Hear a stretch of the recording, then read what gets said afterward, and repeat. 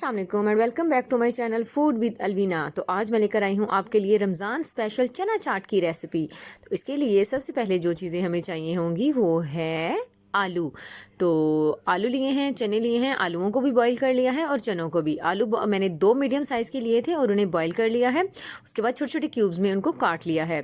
Next जो चीज़ मैंने ली है वो है चने। चनों को भी मैंने प्रेशर कुकर में 10 से 12 मिनट टाइम लगा के गाल लिया था ठंडा करने के बाद। अब वो भी हम इसके अंदर डाल देंगे। चने डालने के बाद हम इसमें नेक्स्ट चीज़ जो डालेंगे वो है कुछ सब्जियां इसमें हमने बारीक बारीक चॉप करके डालनी हैं। आप कोई भी अपनी मर्ज़ी की सब्जियां भी डाल सकते हैं। तो यहाँ मैंने प्याज लिया है, प्याज मैंने बारीक बारीक चॉप कर लिया है और एक मीडियम साइज़ का टमाटर लिया था, वो भी मैंने बारीक काट लिया है और 1 या 2 सब्ज़ मिर्चियाँ आपने ले लेनी है, उनको भी आपने बारीक बारीक चॉप कर लेना है। तो तमाम मसालों को, तमाम ये जो सलाद के तौर पे सब्जियां यूज़ की हैं हमने इसके अंदर डाल दिया। नेक्स्ट जो चीज़ हम इसमें डालेंगे वो है सब्ज़ चटनी। ये घर पे बनाई गई सब्ज़ चटनी है, हरा धनिया और पुदीने की।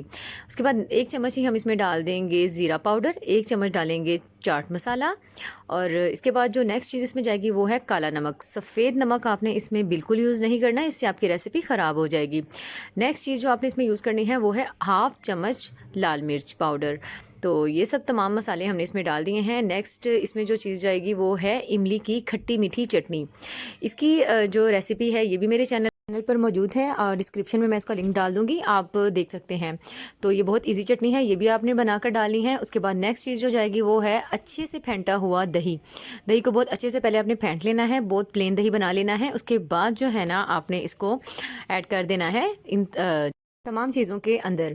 तो तमाम चीज़ें इसके अंदर जा चुकी हैं। अब हमने क्या करना है, इसको अच्छे से मिक्स करना है। इसमें जो हमने मसाले डाले हैं, जो चीज़ें ऐड की हैं, उन तमाम मसालों को अच्छी तरह से आपने मिक्स करना है। सब्ज़ चटनी भी इसमें डाली है, वो उसका कलर भी बहुत अच्छा लगता है और टेस्ट में तो बहुत ही कमाल की लगती है वो चटनी। उसी के साथ और एक जो हमने इमली की चटनी डाली है, इन दोनों का टेस्ट बहुत ही अच्छा आता है कंबाइन होने के बाद। तो बहुत ही सिंपल सी ये रेसिपी है, बहुत ही सिंपल सी चना चाट है, लेकिन इसको बना के जब आप खाएंगे और जब आप तारीफ़ बटोरेंगे और क्या मज़े की आपको ये रेसिपी लगेगी।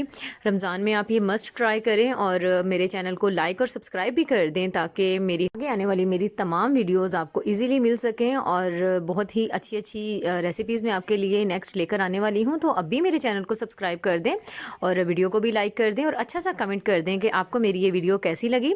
तो इसको प्रेजेंट भी आपने बहुत अच्छे से करना है। जब आप किसी के सामने अच्छे वे में इसको प्रेजेंट करेंगे तो यकीन जाने कोई भी तारीफ़ किए बिना नहीं रहेगा और टेस्ट तो इसका कमाल आने वाला है। लेकिन आपने प्रेजेंट बहुत ही अच्छे वे में करना है। तो उम्मीद करती हूँ मेरी आज की वीडियो आपको बहुत पसंद आई होगी।